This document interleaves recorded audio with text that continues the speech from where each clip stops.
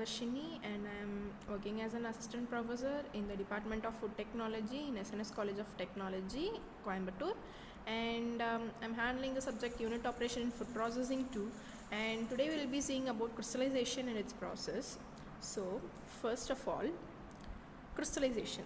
So when you say a crystal, what will come into your mind? So for example, take a food, okay? So what food will come into your mind when you think of a crystal? For example, sugar.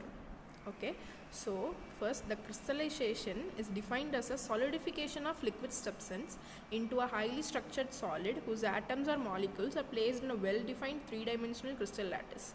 So the smallest individual part of all crystal is called unit cell. The crystal is made up of millions of such unit cells, and it is a process in which solid particles are formed of a homogeneous phase. Okay, so what is the principle of crystallization? Let us see about it. Soluble components are removed from the solution by adjusting the condition so that the solution becomes supersaturated solution and excess solute crystallize out in a pure form. So this is a basic principle of crystallization, and this is generally accomplished by the concentration of the solution in each case of a supersaturated solution from which crystallization can be occurred. So where can this crystallization process can be applied? So let us see about it. First of all, we can say about the manufacturing of sucrose from sugarcane or sugar beet. And next is the manufacture of sugars or glucose, lactose, etc. Then manufacture of food additives, example salt.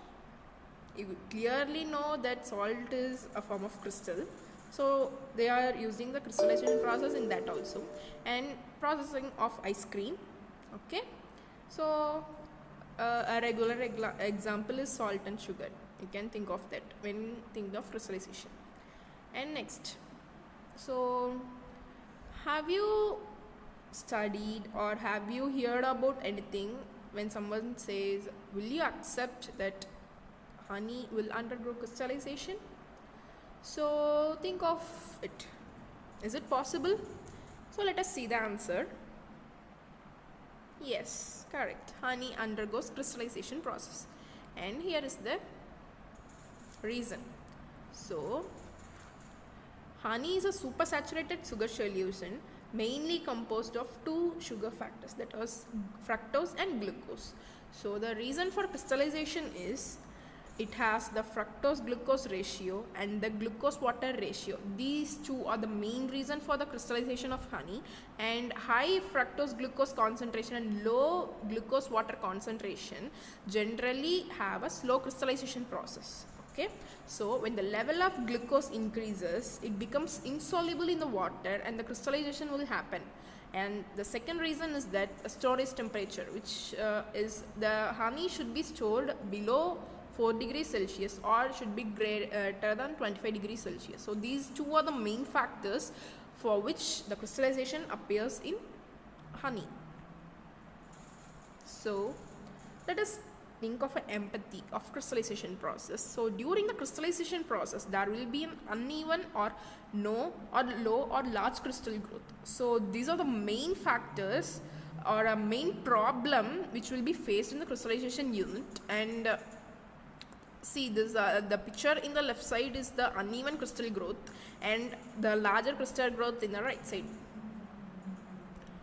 So what will be the definite size and shape of the crystal?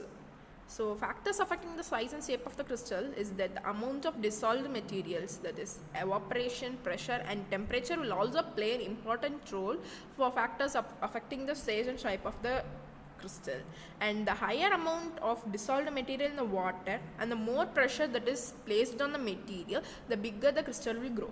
Okay, so what are the shapes or what are the types of crystals available? Not probably types, what are the shapes available? So we can categorize as cubic, tetragonal, orthorhombic, hexagonal, monoclinic, triclinic and trigonal. Okay, so what will be our ideate? So for first we should control the crystal growth. Okay, So how can you control the crystal growth? By selecting a high quality seed crystal, selecting the highest melting point crystalline form, using controlled precipitation technique rather than the high energy milling to reduce the particle size, avoiding the temperature extreme during the processing, and proper storage condition. Next, slowing the crystallization technique instead of using a shock cooling or flash evaporation. Okay, so what is that flash evaporation phenomena caused by sudden pressure drop sufficiently below the saturation temperature. Okay, and how can you design the prototype?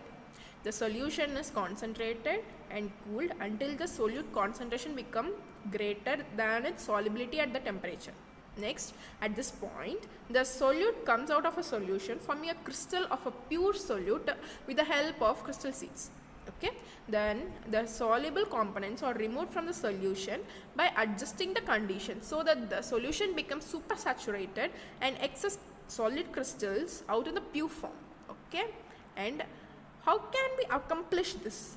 So can be accomplished by lowering the temperature and by the concentration of the solution to form a supersaturated solution from which the crystallization occurs. Okay, and the equilibrium is established between the crystal and the surrounding solution, that is the mother liquid. Okay, the mother liquid is nothing but the solution remaining after the component removed from its process. Okay, so that is called mother liquid. Okay.